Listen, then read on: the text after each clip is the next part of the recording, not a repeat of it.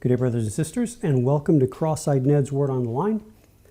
And I just wanted to share a few things that have been on my heart of the Lord. And I know that during this time, there's probably a lot that the Lord's placing upon the heart of His body during this time. And so I'd just like to go ahead and just share these things with you all as encouragement. And here's basically what the Lord's been placing on my heart. It's that as the waves of this world's uncertain tempests rage on, we who are born again must remember that it is indeed a matter of life or death, but not one of coming to death, but rather the possibility of the dead never coming to life. He who has the Son has life, but he who does not remains in a state in the condition of death and separation from the life that God created the soul to have. As far as reference, you can look at 1 John chapter 5, verses 10 through 13. And I state that in reference to Genesis. And in Genesis chapter 3, Adam and Eve never ate of the tree of life, but instead they ate of the tree of the knowledge of good and evil, and thus their souls entered into the state, the condition of death and separation. Those verses can be seen in Genesis chapter 2, verses 7 through 9, and Genesis chapter 3, verses 6 through 7.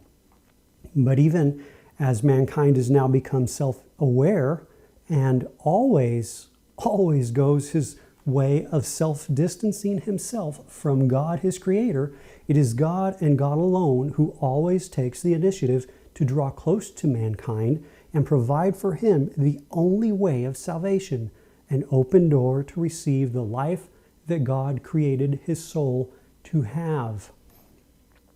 This can be seen in Genesis chapter 3, verses 8 through 11, and Genesis chapter 3, verse 21. Now, the condition of the soul of mankind does not affect or change God. One who is infected with an incurable and contagious disease cannot spread this condition to God. No, on the contrary, it is God alone who is able to change the condition of the soul, bringing the soul of mankind to its needed cure. And this can be seen in Mark chapter 1, verses 39 through 45.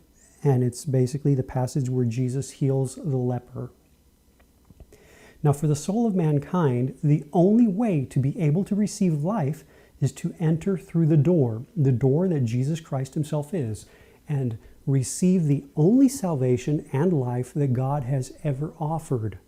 The soul receives this life by partaking of, eating of Christ, the Passover Lamb. He is the true tree of life. By entering into life, the soul escapes the condition of death.